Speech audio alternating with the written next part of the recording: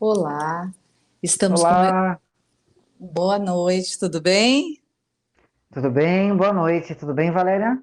Tudo bom. Estamos começando mais um Podcast, o podcast que vem trazer saúde da cabeça aos pés. E hoje eu estou com um convidado aqui. Primeiro, deixa eu me apresentar. Meu nome é Valéria, eu sou podóloga graduada e pós-graduando em biomecânica. E sou a host desse podcast. E hoje eu trago um convidado muito especial, que é o professor Luiz Nardi. Ele é professor, ele é palestrante, especialista em pé diabéticos, farmacêutico, bioquímico, pós-graduado em diabetes e docência, e membro da Sociedade Brasileira de Diabetes. Boa noite, Luiz. Boa noite, Valéria. É muito um prazer imenso estar aqui nesse momento com você, nessa gravação do nosso podcast, para a gente poder trocar um pouquinho de conhecimento aqui nesta noite.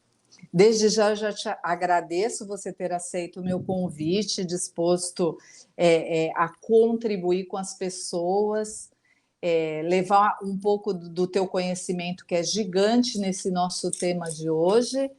E vamos lá. Eu queria falar para todo mundo que eu vou tornar a falar de um tema que já foi falado aqui no nosso podcast, que é a diabetes mellitus, tá? O, eu tenho uma informação aqui, Luiz, e você me corrija se eu estiver errado. O Brasil chegou no ano passado a 9,14% da sua população com mais de 18 anos vivendo com a diabetes. Em 2020, esse índice era de 8,2%, ou seja, houve um aumento de 11,47%. O Brasil conta com 15 milhões de adultos convivendo com a doença. E eu não vou entrar no mérito de mortes nem amputações. Então, é um tema muito relevante que as pessoas precisam de ter o máximo de informações que elas puderem. Que você acha disso, Luiz? Na verdade é que você sempre diga assim, Valéria, esses números são reais e alarmantes. Sim, Digo para você, infelizmente, mas o que acontece hoje, né? Infelizmente, pouco se sabe acerca da doença.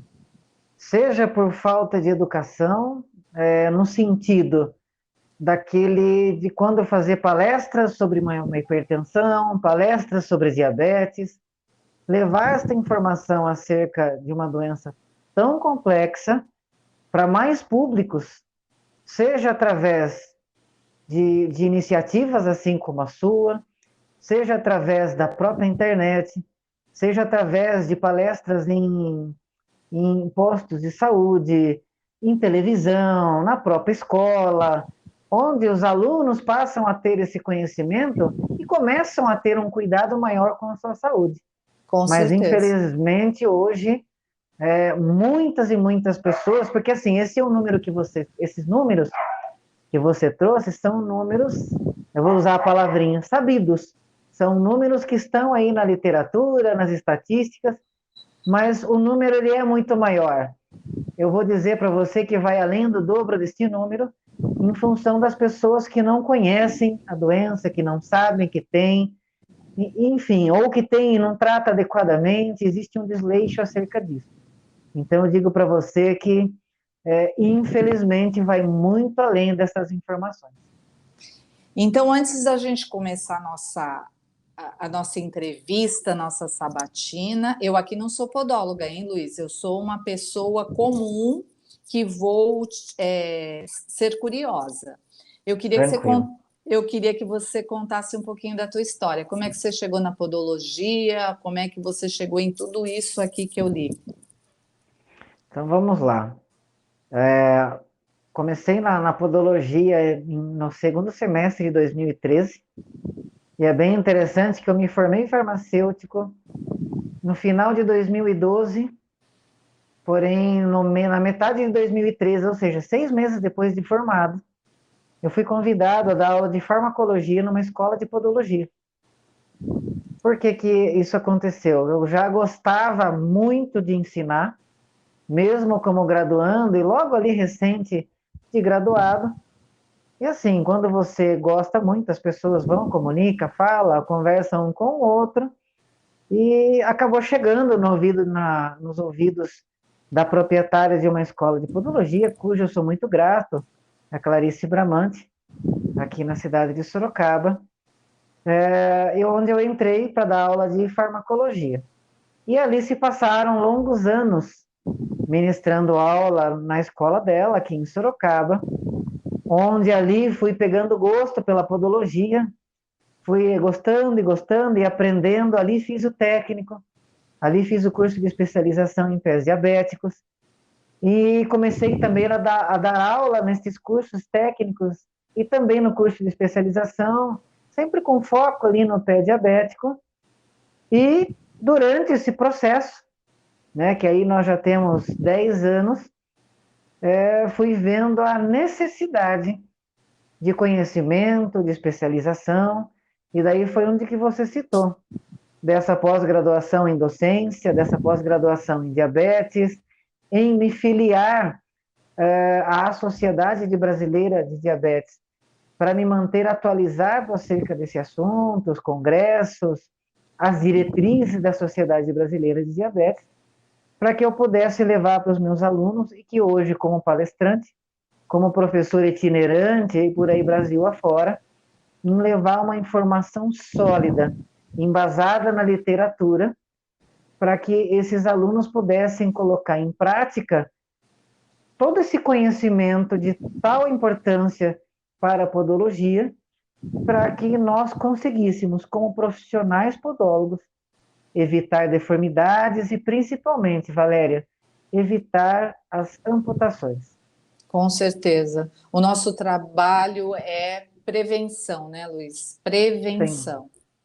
sem sombra de dúvida, quem me conhece, quem me ouve, quem me segue, seja através das redes sociais, ou já tenha sido meu aluno, ou através de uma palestra em congresso, a pessoa vai ver essa palavra saindo da minha boca como podólogo. Prevenção. Só que eu digo, Valéria, prevenção, ela só pode vir através de conhecimento. Com E o certeza. conhecimento sólido, a gente só consegue na literatura, não tem outro meio. Exatamente. Por isso que veio a ideia desse podcast, que é para levar esse conhecimento para as pessoas de saúde integral, da cabeça aos pés. Aqui eu converso Perfeitamente. com vários profissionais e a ideia é a gente linkar todos esses conhecimentos para que o público final entenda que para qualquer tratamento ter sucesso, ele precisa estar se cuidando como um todo, Perfeito. né? Então, para começar essa história, né, para começar a nossa sabatina, eu vou fazer uma pergunta que não quer calar, né? O que que é a diabetes? Ok.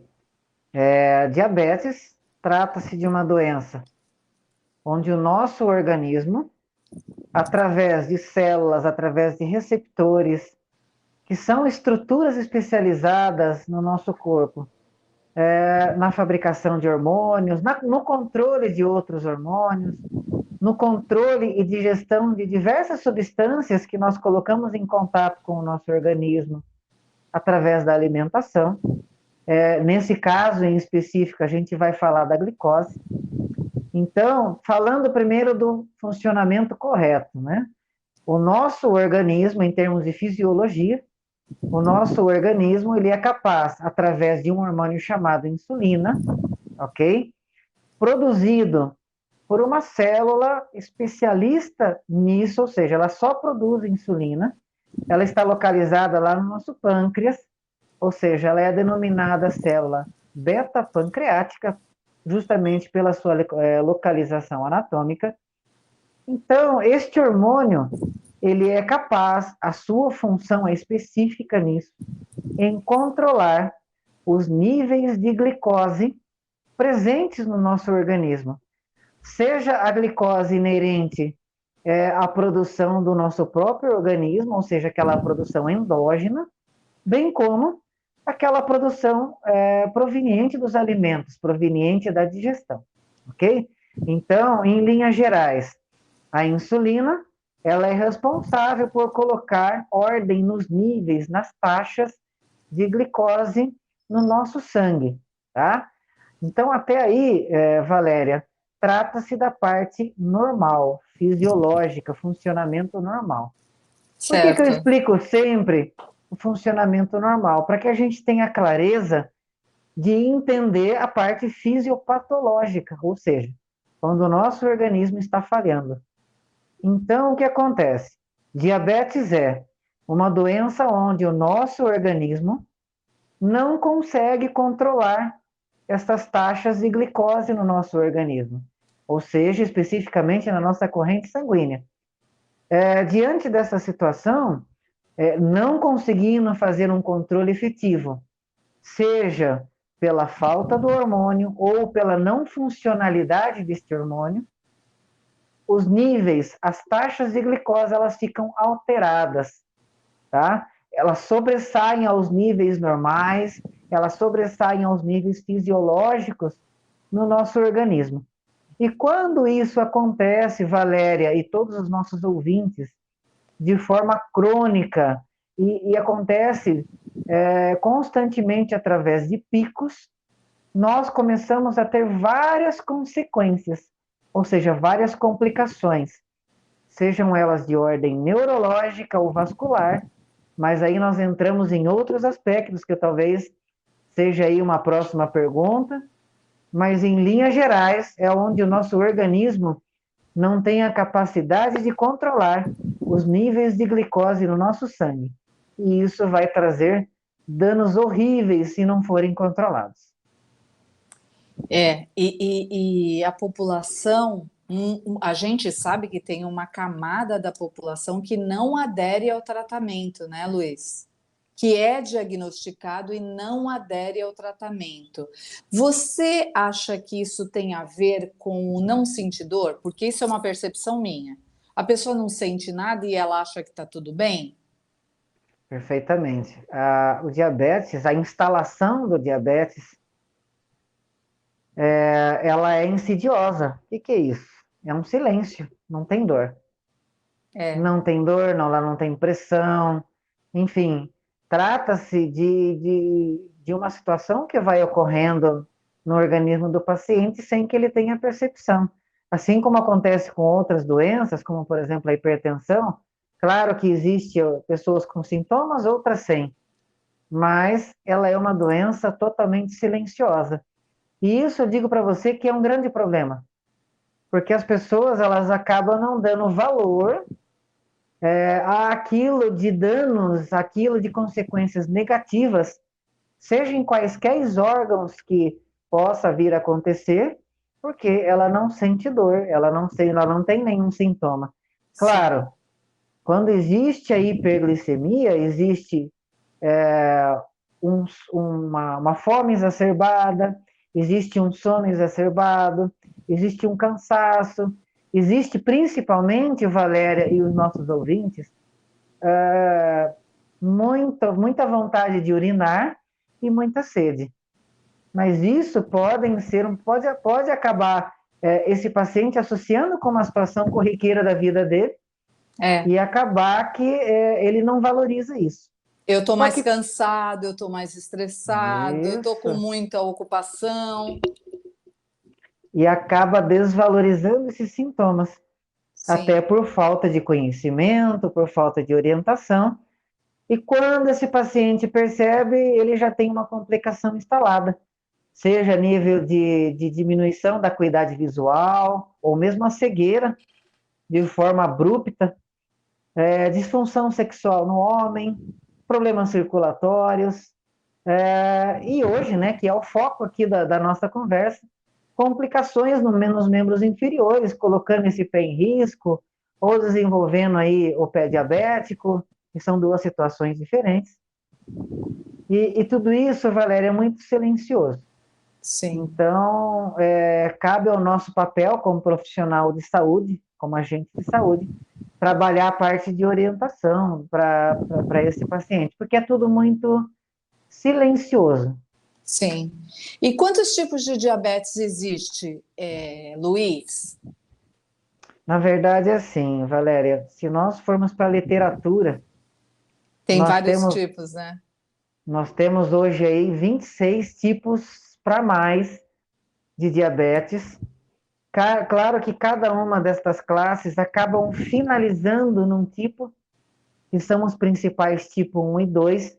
Mas por que o professor tem vários tipos? Porque existem vários gatilhos, existem vários desencadeares genéticos aí que podem levar a esse desfecho, tá? A gente pode Mas chamar isso de subtipo, Luiz? podemos chamar isso de subtipos, com toda certeza. Mas se nós formos assim olhar de uma forma bem genérica, Valéria, nós vamos sempre parar em três tipos principais, tá? Que é o diabetes tipo 1, que doença essa, tipo esse, classe essa, que trata-se de uma doença autoimune. O que seria autoimune? Uma doença onde um grupo de células do meu organismo, ele reconhece um sistema, ele reconhece um órgão, ele reconhece um grupo de células específico como um vilão. Então, por uma falha genética, estas células de defesa formado por grupos celulares, né, especializados em defesa e também por anticorpos, ok? Eles passam gradativamente a destruir algum órgão, alguma célula, algum sistema do nosso organismo. E neste caso, esmiuçando aí um pouquinho a diabetes do tipo 1, tanto os anticorpos como um grupo de células de defesa do nosso organismo, ele passa a atacar, quimicamente falando, ok? As células beta do pâncreas. Células essa que nós falamos lá no comecinho da conversa, que são as células produtoras de insulina. Então, olha o que acontece. O meu organismo reconhece a célula beta do pâncreas como agressora, visto que ela tem uma função totalmente importante e vital para o nosso organismo, mas esse sistema de defesa entende como vilão. Ele passa a agredir quimicamente, agredir, e ao longo de um determinado tempo, essa célula beta deixa de produzir insulina. Sendo este hormônio essencial no controle das taxas de glicose no nosso sangue, veja o que aconteceu. Eu deixei de ter célula beta, deixei de ter produção de insulina, deixo de ter controle efetivo nas taxas de glicose do meu sangue, ok? Então, isso é tipo 1. O tipo 2, que ele está em 95% dos casos, trata-se de um tipo de diabetes, de uma classe de diabetes adquirida, ou seja por sedentarismo, por obesidade, maus hábitos alimentares, onde ao longo de uma longa data, de um longo tempo, por uma sobrecarga de trabalho, até por excesso de alimentação, pela baixo nível de atividade física, gera uma sobrecarga nessa célula beta, ou seja, ela produz uma quantidade muito grande de insulina por conta da demanda da própria pessoa, né, com relação à alimentação, e ela acaba, ao longo do tempo, se estressando, se cansando, e ela passa a produzir uma quantidade menor de insulina. Veja, essa quantidade menor, ela vai ser insuficiente nesse controle efetivo dos níveis de glicose no nosso sangue. Então, um controle abaixo do normal, abaixo do necessário, vai causar também muitos danos aí no futuro. Novamente, para a parte vascular, para a parte neurológica e uma série de outros órgãos que nós chamamos de órgãos-alvo no diabetes, que a gente pode também estar citando aí em próximas perguntas. Nós também temos o diabetes gestacional, Valéria. É legal falar disso, Luiz. Eu nem lembrava mais da gestacional. Muito interessante você tocar nesse ponto. O diabetes gestacional, na menor parte das vezes, ainda bem, ela evolui para um diabetes tipo 2, tá? Então, nós temos aí o que nós chamamos de diabetes, onde ela acontece durante o período gestacional, o próprio nome diz, diabetes gestacional. Se nós formos falar de um diabetes, de uma elevação dos níveis de glicose causado por uma cascata de hormônios que se alteram durante o período gestacional, associado ao sedentarismo da gestante e associado ao excesso de alimentação durante esse período gestacional. Então, essa mulher, ela fica com a insulina, bem como as células beta do pâncreas sobrecarregadas, fazendo com que também não ocorra de forma efetiva o controle da glicose no sangue desta mãe, tá? Com o tratamento de forma geral, Valéria, é dieta, academia, tá? É bem interessante, e o uso de insulina quando necessário. Nenhum tratamento é feito para esta gestante por boca, ou seja, pela via oral, tratamento farmacológico pela via oral. O médico sempre vai na linha da dieta, da atividade física, para tentar estabilizar, e se não houver um controle efetivo, ela vai para a insulina. Por quê? Se ela não cuidar, se ela não tiver um controle efetivo durante o período gestacional, pode não só ela desenvolver um diabetes do tipo 2 no futuro, bem como o bebê corre um risco de nascer aí uma criança num peso acima do esperado, com 4,5, 5,5 quilos, e esta criança não só nascer com risco de problemas cardiovasculares, risco de hipertensão e também, Valéria, risco de diabetes lá no futuro, tá? Mas na maior parte das vezes é reversível. Ai, Tá? que bom, né? Era isso que eu ia te perguntar já. Eu ia te E perguntar. existe também, que é um diabetes bem menos comum, que é a LADA, A tá? LADA era a minha Que é, próxima pergunta. que é um tipo de diabetes que a gente chama de latente autoimune diabetes, né? Fazendo aí a tradução do inglês, que é um tipo de diabetes que se desenvolve na fase adulta, entre os 18 e 25 anos de idade. Ela é muito parecida com o diabetes tipo 1, ou seja, de base totalmente genética, só que ela se desenvolve lá na fase adulta. Diferente do tipo 1, que a criança pode já nascer com o diabetes, pode já nascer ali tomando insulina, logo na sua saída, logo no seu nascimento, como ela pode desenvolver durante a sua fase de infância e adolescência. Já o diabetes, essa diabetes que a gente chama de latente, autoimune, ela vai se desenvolver na fase adulta. Mas ela é muito, muito similar ao diabetes do tipo 1, até porque o tratamento dessa pessoa vai ser com insulina, que seria igual à pessoa que faz igual a pessoa que tem o diabetes do tipo 1, tá? Deixa eu tirar uma dúvida minha aqui. Pois não. A LADA, ela pode se manifestar daquele bebê que nasceu daquela mãe de uma gravidez, que teve uma diabetes gestacional? Ela pode Pode, surgir nessa fase adulta por conta disso? pode, pode, não que vai. Por que eu Ah, falo isso? Porque existe alguns genes que eles ficam, eu vou falar assim numa palavra bem tranquila para a gente entender, eles ficam desativados, adormecidos. E durante a vida da pessoa, por um gatilho, sim. tá? Seja por um aspecto emocional, seja por uma depressão, falando assim, uma doença, uma cirurgia, tá? Ela pode, por este gatilho, ativar, acordar este gene do diabetes, que ficou lá inativo por tantos anos, e ele vir à tona, e a pessoa, por muitas vezes, Valéria, acha que é diabetes tipo 2, Mas se o médico aprofunda na investigação, ele vai ver que vem desde lá da gestação. É muito interessante isso, né? E, na verdade, a gente já nasce com algumas predisposições dos nossos antecedentes. Sem sombra Então, de eu dúvida. costumo dizer que a gente tem uma arma engatilhada dentro da gente. Então, se eu sei que eu tenho no meu caso, eu tenho uma herança cardiopata. Ok.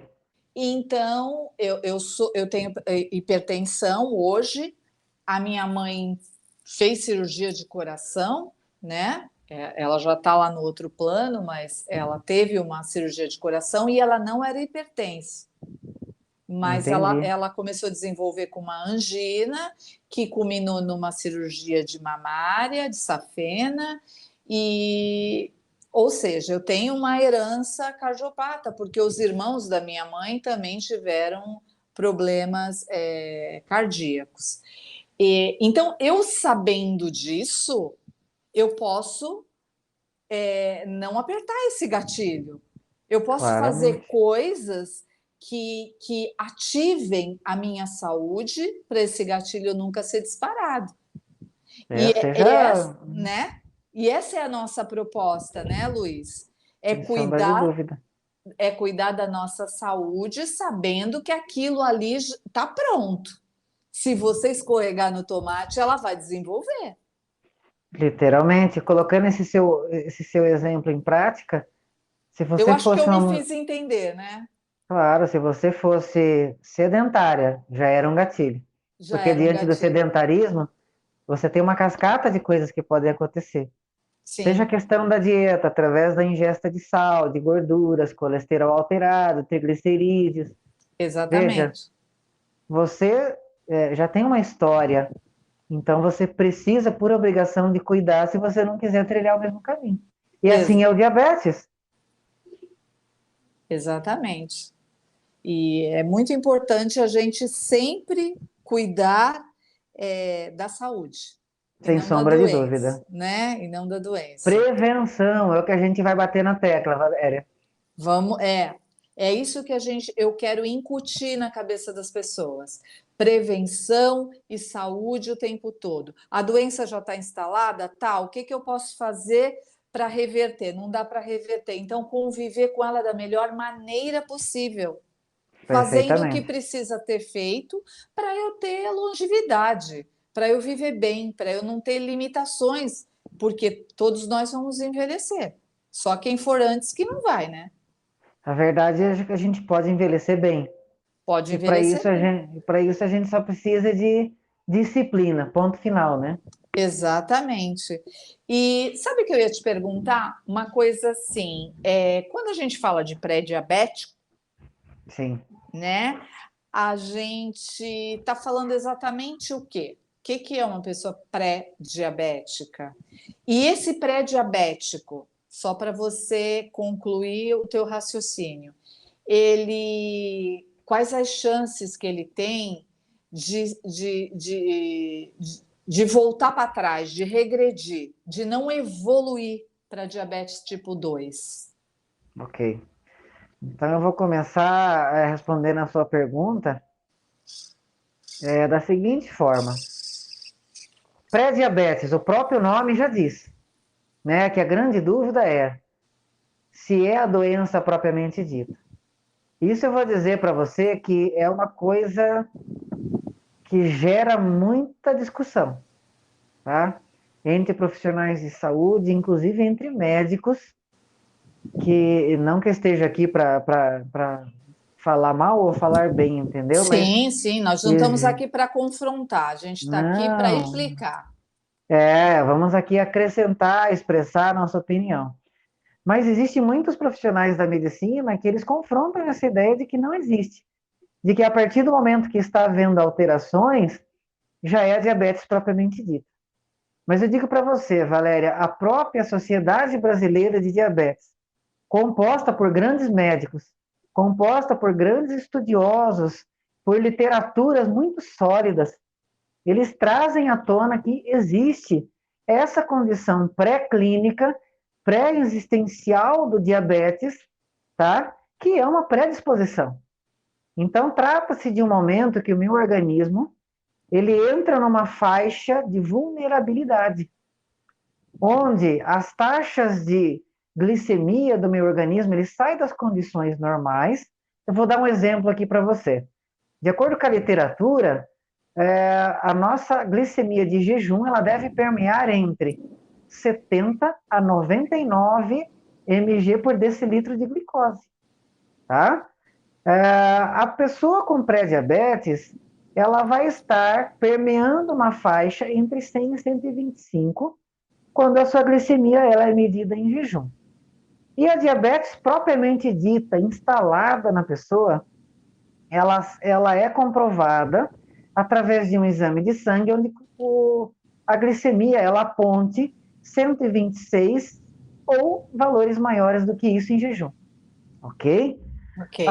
Então, dentro dessa faixa de predisposição, é onde o organismo está apontando estar predisposto, obviamente, a desenvolver a doença, tá? Então, essa faixa de alteração mostra que o organismo, aos poucos, ele já não está dando conta do recado. Ele já não está conseguindo mais controlar de forma efetiva, de forma eficaz, os níveis de glicose do sangue do paciente. É a doença propriamente dita? Não. Mas ela pode ser tratada como se ela fosse a doença. Que é uma situação, Valéria, que gera também essa controvérsia. Como é que uma condição de predisposição, que não é a doença, ela é tratada como se fosse?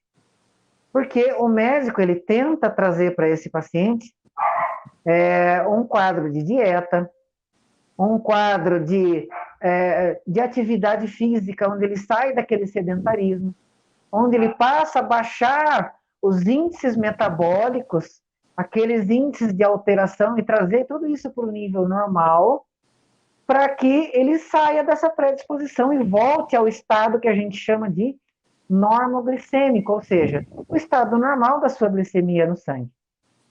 Então, eu afirmo para você com muita certeza, e com base na literatura, e com base em profissionais de excelência, que é possível a reversão. Eu digo para você que aquele que adere, tá, a proposta do médico, seja através de uma melhora na dieta, seja através de atividade física, e por muitas vezes, viu, Valéria, do uso de medicamentos durante esse período para tratamento do diabetes, ele tem 100% de chance de voltar para o estado normal, ou seja, a normoglicemia. O que é complicado e é comum hoje? Aquele paciente que brinca com a situação. Ou Sim. seja, ele está do estado normoglicêmico, ele vai para pré-diabetes e volta para o normal. E vai para o pé e volta para o normal. Só que a hora que acontece o quê, Valéria? Até vou citar aqui uma situação que também é polêmica. Se ele entra no diabetes 126 para cima, será que existe reversão? O que você acha? Colocando uma pergunta para você. Paciente, a partir do momento que ele tem diabetes, será que de alguma forma, será que existe alguma situação pontual que existe reversão? Eu acredito que não.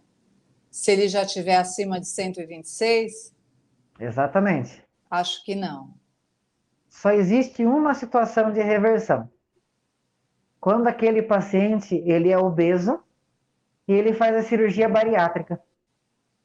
Então, aquele paciente que ele se tornou hipertenso, ele se tornou diabético, e o médico, por conta de toda aquela síndrome metabólica, toda alteração nos índices de glicêmicos, nos índices de gordura no sangue, ou seja, de colesterol, no triglicerídeos, enfim, de todas as alterações metabólicas, a partir do momento que ele se propõe a fazer a cirurgia e manter uma dieta e tentar entrar num quadro de atividade física, é o único momento, é a única situação clínica, Valéria, que ele consegue fazer essa reversão clínica. Então, ele sai de uma condição da diabetes propriamente dita e consegue voltar para o estado normoglicêmico. Tá, mas isso, se a doença já tiver, vamos imaginar uma situação. Se a doença já tiver instalada há alguns anos, funciona da mesma forma, Luiz? Funciona, respondendo a sua pergunta, ponto. Mas ele sempre vai ser um paciente vulnerável a voltar ao que ele tinha. Entendi. Então ele se torna predisponível a desenvolver de novo, mas ele tem toda a chance de reversão. É tipo Agora, assim, eu tô aqui, toma cuidado, vê lá o que tu vai fazer, é isso? exatamente, eu só tenho uma ressalva. Vamos pensar assim, que esse paciente, ele, depois de bastante tempo, ele vai fazer a cirurgia bariátrica. Não é que todas as situações onde ele faz a cirurgia que vai ter reversão. Até porque ele pode gerar danos tão grandes no pâncreas, no fígado, nos rins, que vai impedir que, mesmo fazendo a cirurgia, ele volte. É. Então, é regra? Não. Foi Mas é isso uma que eu situação. imaginei, por exemplo, uma pessoa que tem 10 anos já É, está instalada a doença e vai fazer a bariátrica. sim, Mas já teve uma consequência essa doença. perfeitamente. Ela já danou alguns órgãos. Sim. Então, até que ponto, né?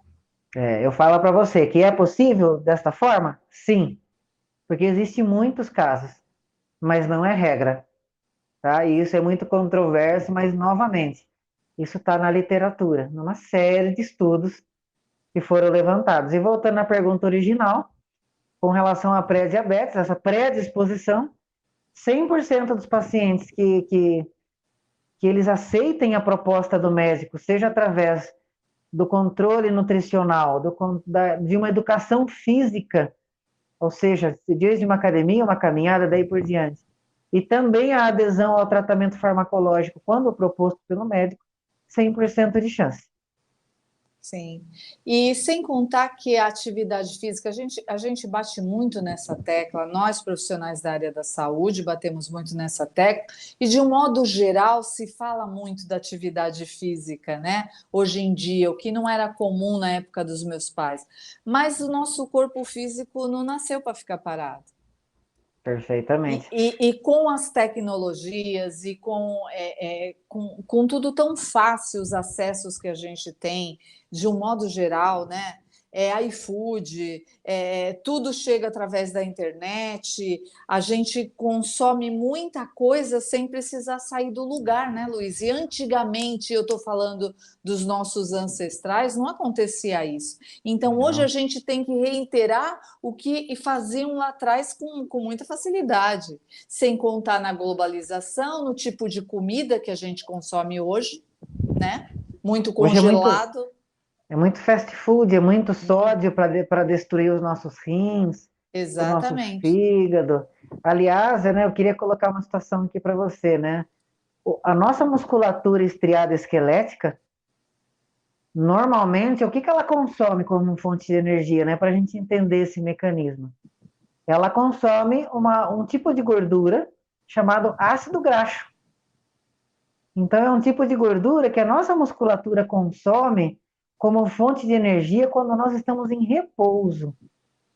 Agora, a partir do momento, Valéria, que a gente se coloca em atividade física moderada a intensa, seja uma caminhada, uma bicicleta, olha que eu não estou falando de uma academia, tá? De musculação.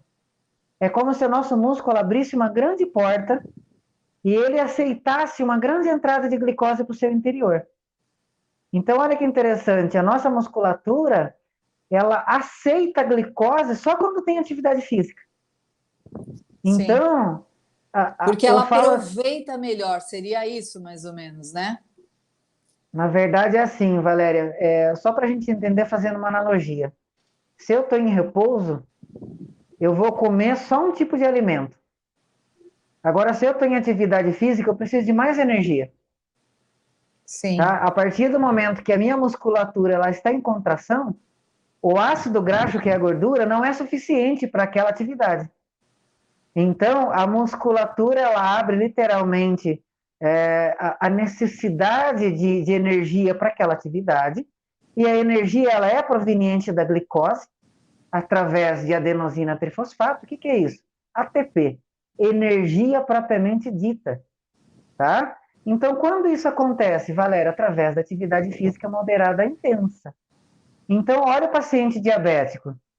Se ele fica só no sedentarismo, ele vai fazer com que a musculatura não consuma glicose, sim fique lá consumindo dentro do normal a gordura. Só que quando ele coloca a musculatura para trabalhar, o músculo precisa de mais energia e ele passa a tirar a glicose do sangue do paciente e queimar aquela energia como se fosse um combustível.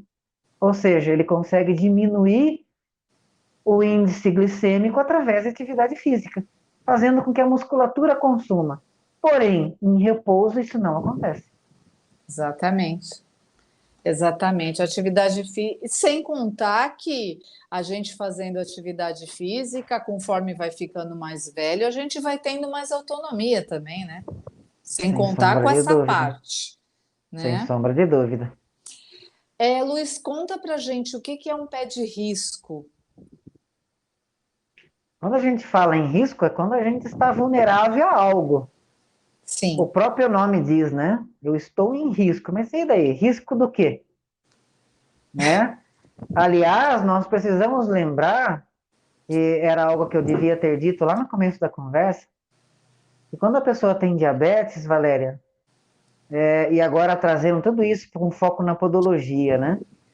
Não é só o pé que está em risco, não é só o pé que é diabético, o paciente é diabético como um todo. é verdade. Ele é diabético desde o neurônio até a ponta do seu dedo. Lá no hálux, lá na pontinha do dedão do pé, para ser bem claro. Tá? Então, ele é diabético como um todo. Quando a gente pensa em níveis alterados de açúcar no seu sangue, esse açúcar com um índice glicêmico alterado, ele vai banhar, ele vai irrigar todos os tecidos, de ponta a ponta, ok? Sim, Agora, quanto mais periférico, e agora dando foco aos pés, né? Maior o risco. Por isso que a gente fala pés de risco, ok? Então, todas as pessoas com diabetes, ela tem o pé de risco. Mas nem todos os diabéticos ele tem o pé diabético. Então nós temos aí uma questão, né? Uma incógnita, né? Então, pé diabético e pé de risco são duas situações diferentes, sim, tá? Porque o que acontece, Valéria? É o risco de alterações neurológicas. Que alterações neurológicas seriam essas? Quando nós temos um nível alterado de açúcar, taxas glicêmicas alteradas banhando diversos tecidos, e agora trazendo essa informação para o tecido neurológico, os nossos nervos eles são irrigados com esse excesso de açúcar. Então esses nervos vão sendo destruídos aos poucos, destruído, o que a gente chama de neuropatias. Existe o que nós chamamos de neuropatia diabética. Então, além de esses nervos lá no periférico, lá no pé, eles perderem a capacidade de comunicação sensitiva, seja ela de sensibilidade à dor, sensibilidade térmica, os vários tipos de sensibilidade que nós temos, sensibilidade de proteção plantar, que é aquela sensação de proteção, aquela sensação que você sente o seu calçado, tá? Então, toda essa sensação, essa comunicação neurológica com o nosso sistema nervoso central, ela vai diminuindo e ao longo do tempo ela deixa de existir totalmente.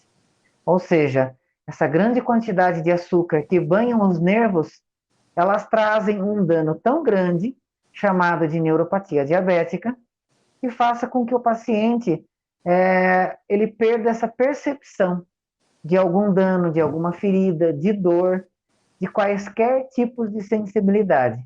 E tudo isso vai vulnerabilizá-lo a maiores danos. E sim. a parte vascular também é comprometida com os altos índices de glicemia, seja através de obstrução dos vasos sanguíneos, ok? Inclusive, é uma enquete que nós temos aí lá no grupo de pés diabéticos, essa questão da parte vascular. E o que acontece, Valéria? Eu tô lá no grupo. Então, justamente, então, essa questão de obstrução vascular, pensa comigo, eu aqui estou longe de você, então coração e pé, eu tenho uma certa distância. Então, o bombeamento de um sangue rico em oxigênio, principalmente, rico em nutrientes e rico em células de defesa, ele precisa chegar até o meu membro inferior. Agora, Sim, se eu tiver um impedimento, um trânsito impedido, uma dificuldade de chegar, esse tecido lá periférico nos pés, ele passa a sofrer por isso. E muitas células passam a morrer por conta dessa falta, dessa chegada suprimida de sangue e seus nutrientes e o oxigênio.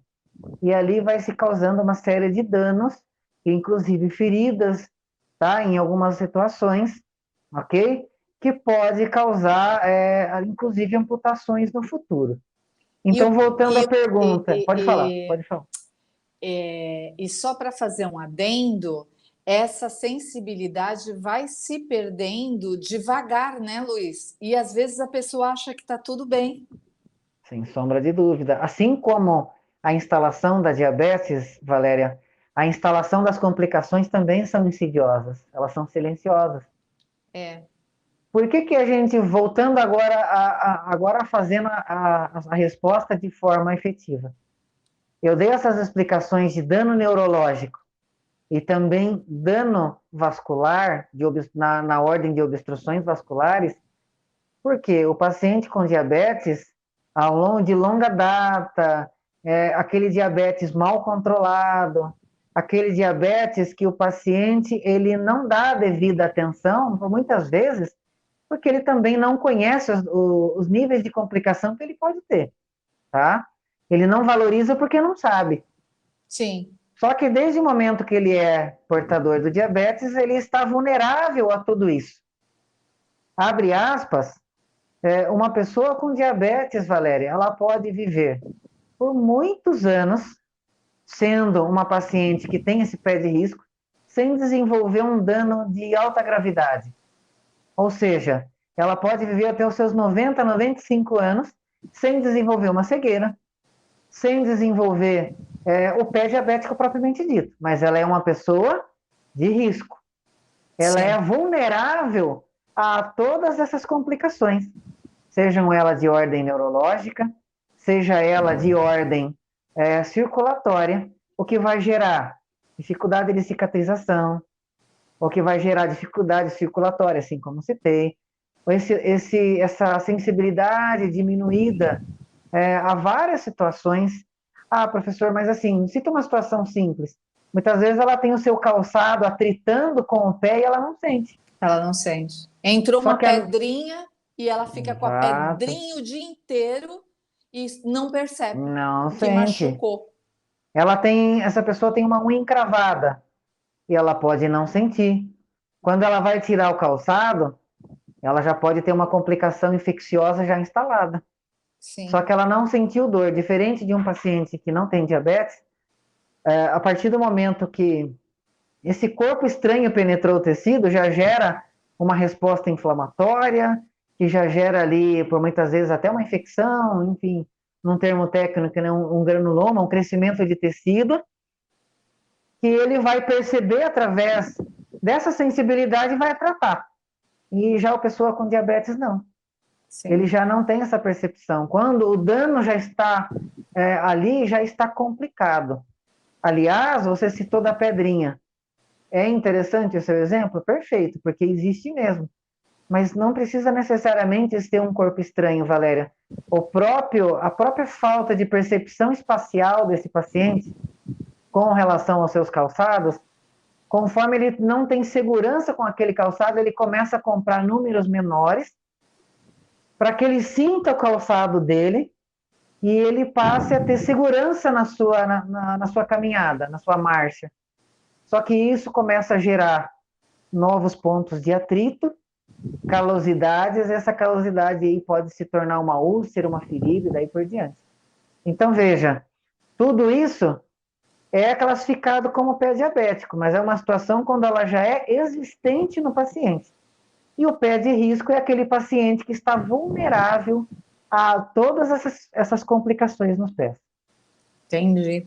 E falando, voltando aí para o calçado, como é que um paciente diabético ele deve escolher o calçado? Existe um termo que eu aprendi na escola de podologia, na qual eu dava aula, que a gente tem que ter um calçado seguro e confortável, né? A gente tem que tornar o nosso pé, abre aspas, sapatável, ou seja, um encaixe perfeito, sem atrito, confortável, tá? Esse calçado, ele tem que ter flexibilidade, ele tem que não só, Valéria, acomodar lesões já existentes, ok? Como evitar lesões futuras.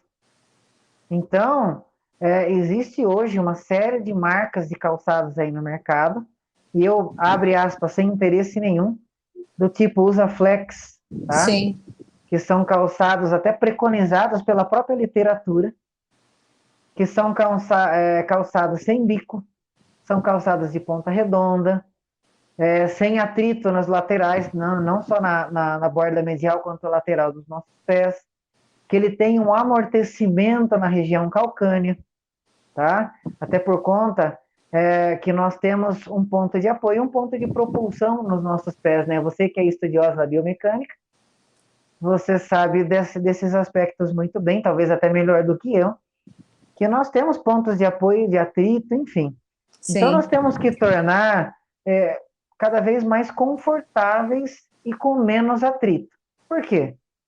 Para que não gere nenhum ponto de atrito, para que não gere nenhum ponto de pressão inadequado, tá?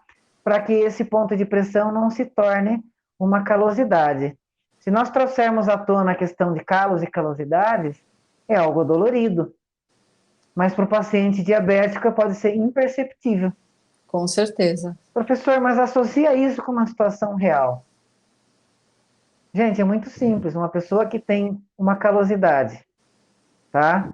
Essa calosidade continuamente, por um ponto de pressão inadequado, por um ponto de pressão formado, ele vai fazendo atrito, atrito, atrito, ok? Sem a percepção dolorosa, ele pode formar ali uma ferida.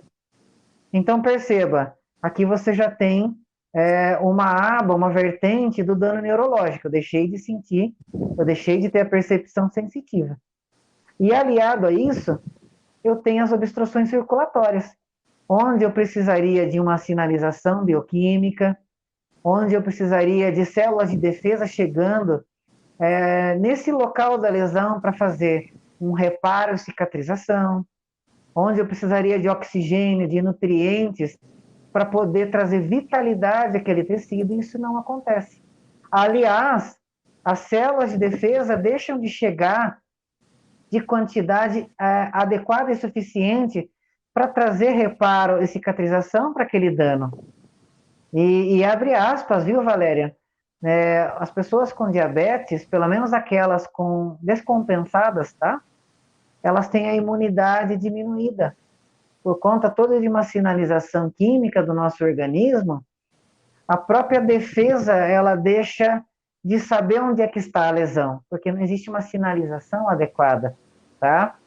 Então, tudo isso favorece para maiores danos, para feridas, para neuropatias de graus mais importantes, como, por exemplo, o pé de Charcot, que nos daria aí aba para uma outra conversa bem aprofundada, mas são todas lesões tanto neurológicas como de ordem vascular. E as pessoas não conseguem imaginar isso, Luiz. Você sabe que quando eu estava fazendo a escola de podologia, foi um senhor como modelo e a professora Isabel já o conhecia, né? Eu moro numa cidade litorânea e ele trabalhava num carrinho da praia, sabe? E ele é diabético. Machucou, o quinto artelho, o dedinho, Aham. tá? Não percebeu. Aquilo inflamou, infeccionou, ele não percebeu. Sabe quando ele foi perceber? Quando a esposa dele falou que o dedo estava todo machucado e pendurado. Ele foi para o hospital com o dedo pendurado. Parece loucura a gente falar isso, né? Mas é real, ele não sentia nada e amputou. Então, Valéria, parece assustador e perigoso assim como é, mas é mais comum do que a gente imagina. Exatamente. De E porque situações de pessoas, desculpe interromper você, de pessoas que pegam um alicate de cutícula na casa e cortam o próprio dedo. atendi uma senhora, fui fazer um home care, o marido diabético, ela diabético. Ela não tinha um pé e não tinha o hálux do outro pé, de cutucar com o palito. E ela Sim. não quis que eu mexesse no pé dela. O senhor deixou, mas ela não deixou, o neto brigou com ela. Ela não vai gastar dinheiro com o meu pé. Aí o neto bravo com ela. Então a senhora fica cutucando com o palito para a senhora ver o que vai acontecer. Ela já não tinha um pé, ela já não tinha o dedão do outro pé. Ela só tinha 4 artelhos de um pé só. E ela continuava fazendo a mesma coisa. Você acredita? É que as pessoas, Valéria, existe, claro, uma resistência, né, com relação a isso, mas muitas vezes é uma situação que eu acho que a gente deve tocar, né, sobre o aspecto de empoderamento de conhecimento. Ou seja, a partir do momento que a gente passa isso para o nosso paciente, onde mostrar para ele quais danos podem vir inerentes às complicações do diabetes, ou seja, aquela diabetes descompensada. A palavra diabetes, ela assusta, mas os É, danos só ocorrem com diabetes descompensado. Pode, exatamente. claro, vir algumas alterações circulatórias, neurológicas, mas nada que venha a trazer, por exemplo, uma ferida, uma amputação. Mas a partir do momento que eu faço meu paciente conhecer o que é a doença, empoderá-lo desse conhecimento e fazê-lo entender que um nível alterado de glicemia pode trazer um dano, então isso pode ser evitado, isso pode ser prevenido. Sim, É com claro que a certeza. pessoa ela havia entendido que cutucar o pé com um palito e ela estava vendo aquilo evoluir e deixou. Mas será que não foi por falta de orientação da família e do profissional de saúde? Sim. Fica aí um questionamento, né? E isso acontece muito. Infelizmente, a falta de informação, a falta da conversa. Você vai lá no profissional, o profissional faz o que tem que fazer e de repente não te orienta. E você também não vai buscar, e aí a coisa evolui muito rapidamente para um lugar que a gente não quer, né? Sem E, sombra de dúvida. e nada mais importante do que a nossa avaliação. Fala um pouquinho da atuação do podólogo num paciente de risco. E até que se prove o contrário, todo paciente é de risco, né, Luiz? É por aí que a gente tem que começar. Eu afirmo isso com todas as letras. O paciente, a partir do momento do seu diagnóstico, ele é um paciente de risco, ok? Eu não digo que ele tem um pé diabético, mas a partir do seu diagnóstico, ele tem um pé de risco. Sim, Então, parte deste princípio que nós, profissionais da podologia, claro, e profissionais da saúde, tá? Mas dentro desse podcast, dentro desse foco, dentro dessa direção, eu quero falar para você, profissional da podologia, para você, Valéria, que nós temos em mãos uma série de recursos avaliativos, tá? Que podem trazer à tona uma série de informações importantes que podem ser ponderadas e podem ser ali comparadas com a literatura, que vão nos dar resultados, Valéria, que pode salvar muitos pés, que podem salvar muitos pacientes. Eu não digo salvar apenas da amputação, que é o desfecho mais grave, tá? Mas eu posso salvá-lo de uma ferida, eu posso salvá-lo de uma deformidade, de uma alteração biomecânica, de uma calosidade, de uma sobreposição de dedos, de um dedo em martelo, de um dedo malho, enfim. das diversas alterações de ordem biomecânica que existem no pé diabetes, nos pés das pessoas com diabetes. Então, dentro de um sistema de avaliação preconizado pela própria Sociedade Brasileira de Diabetes, bem como pela American Diabetes Association, Associação Americana de Diabetes, e também o IDF, que é o International Diabetes Federation, tá? Que é o Instituto de Diabetes Internacional, que preconiza uma avaliação muito simples, através do monofilamento, que é um instrumento muito simples que nós temos aí à disposição da podologia, através do diapasão, através do Doppler, tá? Onde nós podemos fazer a avaliação índice tornozelo braquial, ITB. Então, dentro dessa avaliação, Valéria, nós podemos obter informações, obter dados clínicos que irão nos trazer literalmente respostas com relação ao risco que o paciente oferece. Por isso que a gente fala pé de risco. Então, ele pode estar oferecendo, diante dos dados adquiridos, 0 risco, um risco mediano, um risco mais grave e um risco gravíssimo. Inclusive, a literatura ela nos traz informações de comparação, onde os resultados obtidos através do meu teste, da minha avaliação, ele é comparado com a literatura e ele vai nos trazer as informações de que nível de risco ele oferece. Diante disso, eu, como profissional da podologia, eu tenho vários aspectos. Primeiro, e não menos importante, segurança na minha atuação profissional. Então, eu sei onde e como eu estou trabalhando, eu conheço o meu paciente, eu conheço o risco que ele oferece. Então, isso me traz uma segurança profissional, tá? Certo. O segundo ponto, a segurança do próprio paciente, com relação ao profissional que sabe daquilo que está trabalhando, que está fazendo, a informação que ele está trabalhando. Diante dessa informação obtida, ele tem vários caminhos. Ele vai traçar, ele vai desenvolver, ele vai planejar o melhor tratamento podológico do paciente. Então, eu vou dar um exemplo prático para vocês. Eu preciso ali, eu identifiquei através da minha coleta de dados, da minha avaliação, da minha avaliação podológica, que ele vai precisar da retirada de uma espícula. Eu vou tirar uma encravada. E daí, pessoal? Será que eu posso tirar uma encravada de um paciente, fazer espiculectomia de qualquer maneira? Será que eu conheço meu paciente de forma suficiente para isso? Será que eu não preciso conhecê-lo para que eu possa tirar essa unha encravada de forma segura? Então,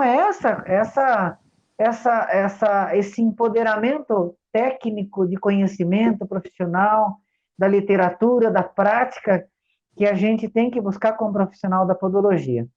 Porque a partir do momento que eu conheço, por exemplo, ele tem um risco 0. Então, eu posso fazer a retirada da unha encravada, porque eu sei que a parte neurológica está ok, a parte circulatória está ok, e o paciente não corre risco, ou o risco é baixo, e eu, como profissional, também estou seguro diante daquele procedimento, tá? Sim. Numa Sim. situação de médio risco, tá? Eu faço ali a minha avaliação e o risco é médio. Então, eu posso executar determinados procedimentos dentro da podologia, com limite, com cuidado, com avaliação, e vou encaminhar esse paciente para o médico vascular, para o endocrinologista, e por muitas vezes até para o médico neurologista, ok? Existem situações, Valéria, mais emergenciais, onde eu identifiquei, por exemplo, uma isquemia em determinado dedo. Vamos supor que naquele mesmo dedo que ele tem a unha encravada, ele não tem circulação. Como é que eu, profissional da podologia, eu vou fazer um procedimento podológico invasivo com um bisturi, sendo que ele não tem circulação suficiente? Eu coloco ele em risco de uma amputação, bem como eu coloco-me como profissional em risco também, tá? Sim. Porque a partir do momento que não existe a perfusão sanguínea, não existe chegada de oxigênio, não existe chegada de nutrientes, e também não existe chegada de células de defesa, inclusive de algumas células importantes, como as plaquetas, para fazer a hemostasia, se houver algum sangramento naquele momento. Então, olha o tamanho do risco que eu posso colocar o paciente se eu não o conheço, se eu não tenho os parâmetros clínicos dele, no qual eu não poderia mexer nesse paciente, e eu teria que encaminhá-lo de forma imediata ao médico. Então, a avaliação, Valéria, ela é primordial, mas desde que ela seja feita de forma criteriosa, onde eu saiba usar esses resultados para que tenha aplicabilidade técnica, seja no procedimento podológico, bem como para evitar um dano maior nesse paciente. E quando você está falando dessa avaliação, você está falando desde a anamnese Sim, e até um Doppler sem, que som a gente pode fazer no consultório.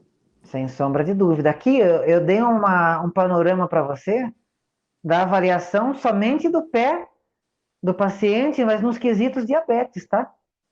É claro que a avaliação podológica ela é geral, mas quando o paciente tem diabetes, eu devo gastar um tempo de pelo menos 40 minutos a mais nessa avaliação, tá? Somente nos quesitos relacionados à diabetes, ou seja, a parte circulatória, a parte da pele, a parte muscular, a parte neurológica, a questão do calçado, desgaste do calçado, tipo de calçado, enfim, Valéria, existe uma série de parâmetros que devem ser avaliadas nas pessoas que têm diabetes, porque desta forma a gente pode sim aplicar a educação em diabetes, trazer essa informação técnica para o paciente, claro que uma informação trabalhada, para que ele consiga absorver e pôr em prática, senão de nada adianta, Sim. ok? É necessário um processo de educação adaptada para cada paciente no seu nível intelectual, desde a pessoa mais simples e daí segue, né? Para a pessoa que tem um conhecimento maior. Enfim, para que a gente, diante dessa avaliação, consiga trazer prevenção para esse paciente, nas diversas classes de prevenção que a gente citou hoje, né? Sim. Então, nós voltamos ao ponto zero, que é a prevenção. Perfeitamente. Muito legal o nosso papo, Luiz. Eu gostei também, na verdade, eu sou suspeito que, é como eu disse lá no começo, né? Onde quer que vocês me vejam ou falando, ou enfim, você vai ver essa palavra saindo da minha boca, né? Prevenção. A prevenção, Valéria, é vir através de conhecimento. O conhecimento só vem através dos estudos, através da gente sentar na cadeira, ler o artigo científico, ler o livro, tá? E trazer isso à tona com o meu paciente, aplicando através de todo o processo de avaliação, bem como através do processo de orientação. Porque de nada vale eu avaliar se eu não orientá-lo e eu provocá-lo a ter uma mudança de hábito. Sim. Mudança de hábito essa que vai trazer para ele resultados. E insistir, né, Luiz, porque eu vejo muita resistência nas pessoas em Sim, adotar um novo hábito. As pessoas falam, eu não consigo. Tudo que a gente vai começar parece um pouco mais difícil, porque o nosso cérebro quer economizar energia, né? E ele ir perfeita. no piloto automático é muito mais fácil para ele. Então, esse não consigo tem que ser uma decisão. Eu quero fazer isso porque é para o meu bem e começar a construir um hábito novo. E começa devagarzinho, no seu tempo, que vai surtir efeito. Com toda certeza. Eu acho importante a cada passo que o paciente faz, que a gente vai mostrando para ele também os resultados e as possibilidades de resultado. Inclusive, Valéria, mostrar para ele, não de forma a chocá-lo, mas mostrar também tudo aquilo que pode acontecer de forma. Sim, Porque isso coloca ele também numa zona de defesa, né? Você fala assim, puxa, se eu não cuidar, isso vai acontecer comigo. Então eu preciso fazer uma mudança de vida, uma mudança de hábito. E eu acho primordial o que você falou, né? Bater na mesma tecla, insistência, insistência. Que a gente tem né? essa tendência, né, de aprender por repetição. Então, você fica Sim, ali falando toda hora, alguma coisa vai ficar na cabeça do cidadão para que ele, não, peraí, eu estou brincando com coisa séria Deixa eu me cuidar. Eu acho que é uma coisa muito importante, Valéria, e eu acho também que, eu acho não, eu já deixo para vocês uma mensagem, um legado, sabe? Ao invés da gente, junto do paciente, entre 40 minutos e 1 hora, 1 hora e 20 na frente dele, ao invés de você jogar a conversa fora, não que não seja bom bater papo e dar risada, tá? Com certeza. Mas empodera seu paciente de informações. Até porque, Oriente. Luiz, você falou uma coisa, você bateu numa tecla legal. Porque quando o paciente vai no médico, ele não fica 1 hora e pouco no médico. Não. A demanda do médico é outra, gente. É, Não que seja mais ou menos importante, um profissional mais ou menos importante. Todos nós somos complemento. Mas por sim, muitas vezes, eu vou dar um exemplo aqui. O médico lá no Sistema Único de Saúde, na UBS, pela demanda, ele mal vai conseguir orientar ou examinar os pés do paciente. Ele vai fazer uma consulta de 5 ou 10 minutos. é verdade. Agora, o nosso tempo com o paciente é outro, né? Então, nós temos esse momento de, ao invés de, como eu disse, né, jogar uma conversa, você colocar orientação a cada consulta, a cada atendimento. E isso mostra para o teu paciente também que você está preocupado com ele. É. Mostra para o seu paciente que ele é importante, que o pé dele é importante.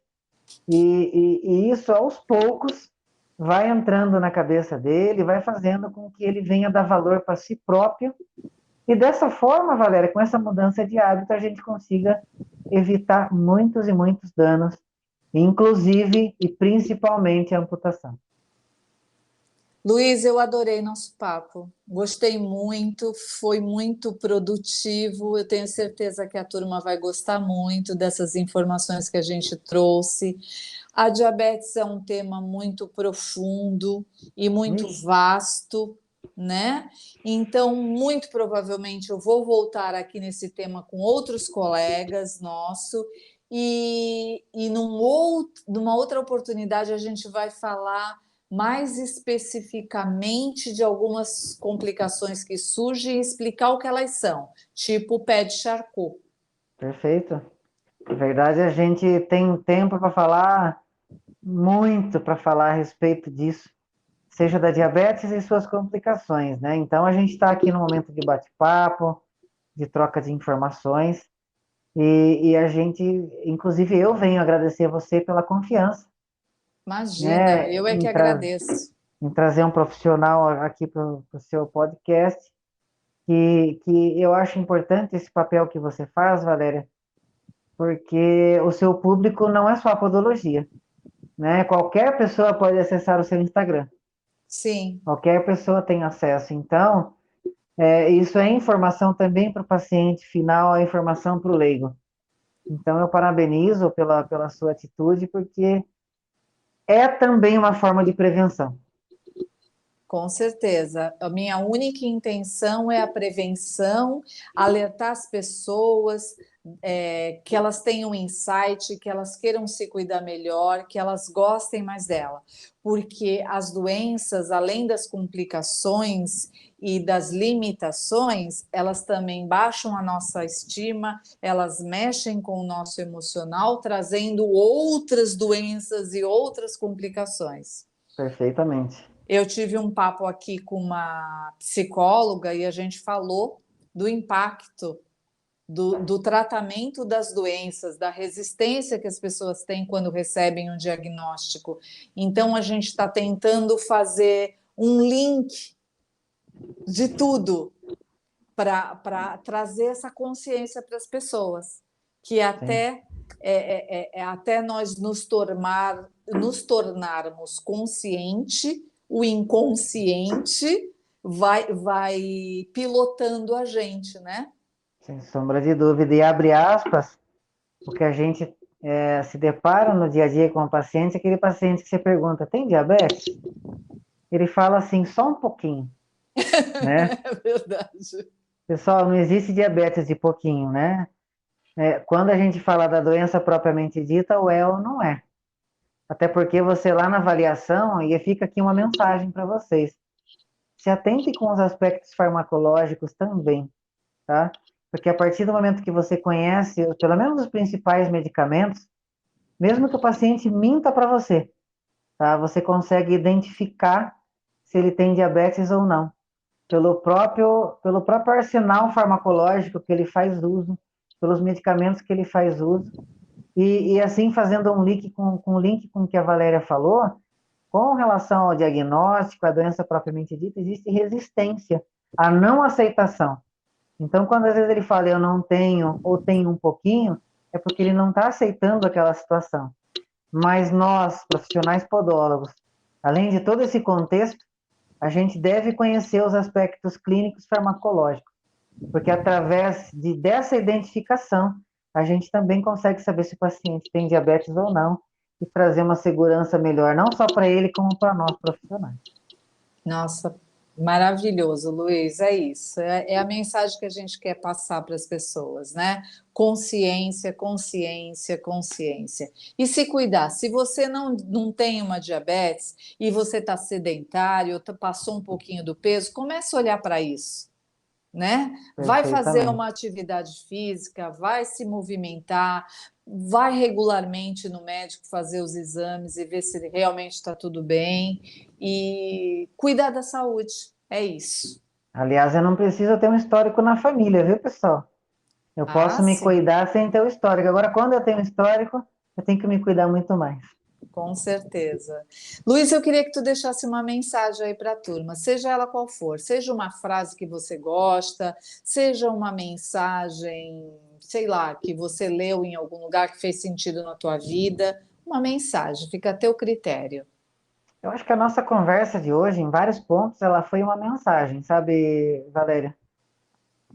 A gente foi ali pontuando algumas situações, mas eu digo assim, para vocês o seguinte: tem uma frase assim, de uma forma sintética, dizendo de Paulo Freire, que eu gosto muito, que quando a gente fala que ensinar é tornar a pessoa capaz de colocar aquele conhecimento em prática, tá?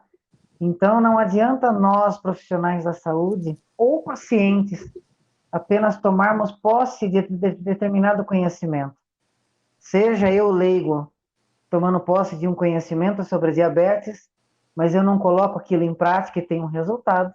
Ou você, profissional da podologia, que muitas vezes você está fazendo aí 1 milhão de cursos, não precisa ser só sobre pés diabéticos, tá? Mas você não coloca em prática.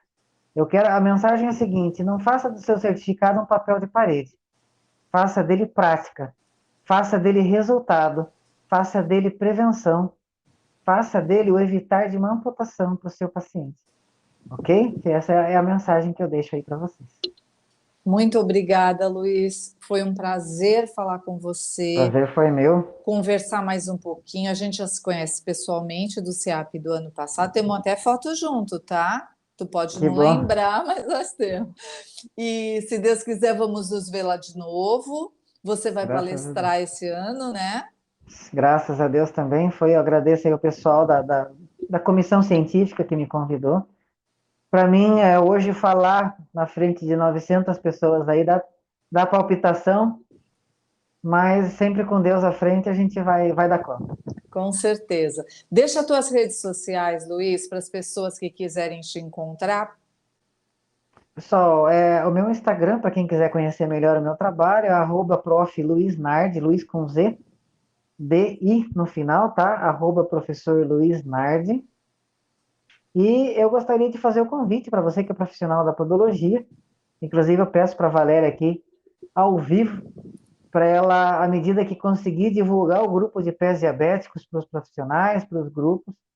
Então, nós temos ali no Telegram um grupo de estudos sobre pés diabéticos, onde hoje nós somos mais de 1.600 profissionais de saúde, entre a maior parte deles profissionais podólogos, podologistas, professores. Nós temos ali médicos, inclusive o Dr. Maurílio Mendes. Temos aí os principais professores, Adão Neto, Bruno Galarte, Israel de Toledo, enfim, pessoal. A gente está ali Só para gente da pesada. crescimento na podologia, mas sempre em prol do paciente. Então, se você colocar lá no Telegram, buscar Pés Diabéticos, professor Luiz Nardi, clica no entrar, ali você vai ter pelo menos mais de 300 artigos científicos, livros completos acerca deste assunto, para que você possa desfrutar de conhecimento e crescer aí na área da podologia em prol de você e em prol do seu paciente. Luiz, muito obrigado, muito obrigado. E Eu que agradeço. estou muito lisonjeada de ter conversado com você, muito feliz do nosso bate-papo. A conversa fluiu, foi gostoso e tenho certeza que todos vão gostar. Espero que você tenha gostado também. Com certeza, foi sempre de grande proveito, Valéria. Eu falo que assim, eu acho importante o seu propósito, por isso que eu te dei os parabéns. E são coisas assim que a gente deve aceitar, porque não é uma coisa forçada, é uma coisa em prol do outro. Então, a gente está crescendo junto, mas sempre em prol do profissional, em prol do paciente e sempre em prol da prevenção. É isso aí. Obrigado, obrigado pelos elogios. Eu fico muito feliz porque eu estou fazendo isso com o coração aberto. E estou muito feliz de estar levando essa mensagem para as pessoas e que chegue ao maior número de pessoas possível. Querida, foi um imenso prazer. Eu espero que realmente chegue e cada vez menos danos com relação às pessoas com diabetes a gente venha a ter, menos amputações. Obrigada, Luiz. Boa Fica, noite. boa noite, fica com Deus. Muito obrigado. Boa noite, pessoal. Fica com Deus.